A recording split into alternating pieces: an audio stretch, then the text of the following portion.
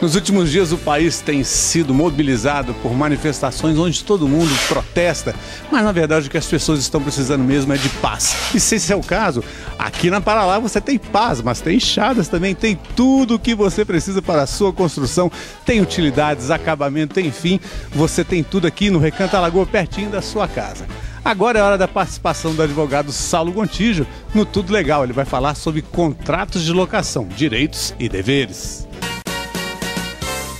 Que cuidados você deve tomar na hora de alugar um imóvel? Nosso tema de hoje, no Tudo Legal.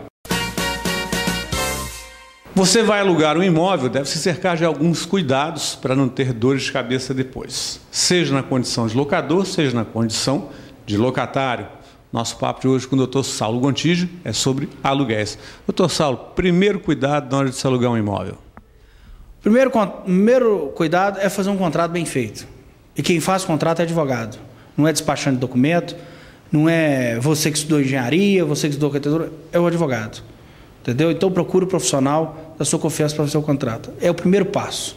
Tá? E um advogado que atue na área de direito imobiliário, porque o direito ele é dividido em várias áreas. Então, procure um advogado que conheça de direito imobiliário.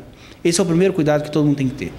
O segundo cuidado é a escolha de garantias. Então, na hora que vocês já estipularam qual imóvel vai ser alugado, pelo prazo, qual o prazo, como é que vai ser a garantia? Vai ter uma garantia, pode ter uma fiança bancária, pode ter aquelas garantias que algumas imobiliárias dão, mas aí não é uma relação necessariamente de locador e locatário, mas sim locador e a imobiliária que ele está constituindo como administradora do imóvel, mas pode pedir exigir fiança bancária e a mais comum de todas, que é o famoso fiador, que é o pior contrato que alguém pode fazer para outra pessoa. Por quê? É o contrato mais leonino que existe, porque o fiador ele responde por uma dívida que não é dele, por um bem que normalmente ele não usufrui e ainda ele pode responder com todos os seus bens, inclusive a única casa de residência que ele tem para morar com sua família. Aliás, doutor Saulo, nós conversamos aqui em off justamente sobre isso, que existem outras possibilidades de penhora que não prevêem a tomada do único imóvel da família, mas não é esse o caso na fiança. A regra geral é que o único imóvel da pessoa não responda por dívidas. Então eu tenho uma dívida com o banco, uma dívida pessoal, um cheque especial de R$20 mil. O banco pode me cobrar, ele pode penhorar todos os meus bens, menos a casa que minha família mora, ou o único imóvel residencial que eu tenha no meu nome, onde é minha casa de morada. Já no caso do fiador? No caso do fiador, ele não tem, ele é uma exceção a essa regra geral. Como em outros casos, por exemplo, dívida de IPTU também pode, o único imóvel pode responder, aquele imóvel que está com o IPTU atrasado. Então, assim, o contrato de fiança, você ser fiador, é um contrato extremamente leonino, então a pessoa tem que estar muito ciente das obrigações que ela assume. Por isso que normalmente se exige do locatário 1 ou 2 fiadores que tenham imóveis, que é justamente aquele cara que vai pagar a dívida em caso o locatário seja inadimplente. Agora tem uma questão que é muito importante ser levantada e que às vezes passa despercebido por causa da questão de costume, que já é muito costumeiro pedir o fiador. Mas nem sempre o fiador é bom. Nem sempre. Porque se você aluga para um locatário que em caso que ele venha atrasar, ele não tenha condições de arcar, ou seja, não tem bens para arcar com a dívida, e se você constitui um fiador que também não tenha bens, é melhor nem ter fiador. Por isso que é muito importante fazer o contrato com o advogado, para você ter esses alertas e fazer uma análise, se compensa ter garantia nesse contrato.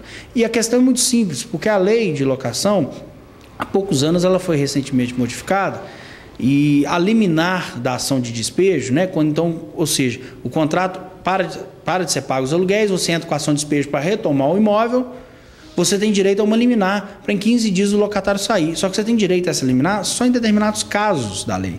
E uma delas é quando o contrato não tem fiador, ou seja, um contrato desprovido de garantia.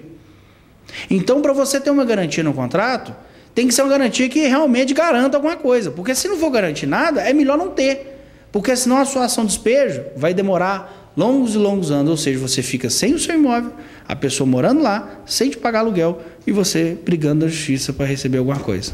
Doutor Saulo, no lado extremo dessa negociação, o que é o distrato?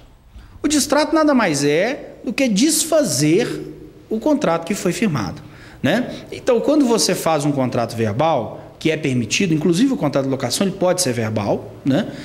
Ele pode ser distratado também verbal. Mas se o contrato for escrito, não existe distrato verbal. Aí o distrato também tem que ser escrito.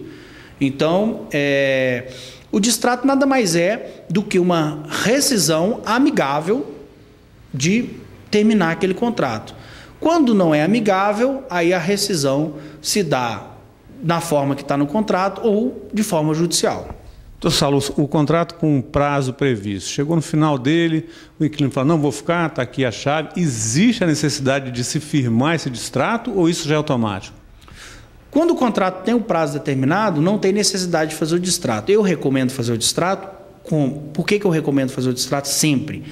Porque é no distrato que é declarado que o inquilino está entregando as chaves, ou seja, então quer dizer que o locador agora pode voltar até a posse direta do imóvel, ele pode fazer as mudanças que ele quiser no imóvel, então agora está retornando aquele imóvel para ele. Então é bom sempre fazer esse distrato e também até para algumas questões pormenorizadas que constam no contrato, tinha que pintar o imóvel, tinha que fazer tal reforma, tinha que trocar tal coisa, já constar no distrato, olha, está sendo entregue o imóvel da mesma forma que ele foi entregue, com as condições, cumprindo todas as obrigações do contrato.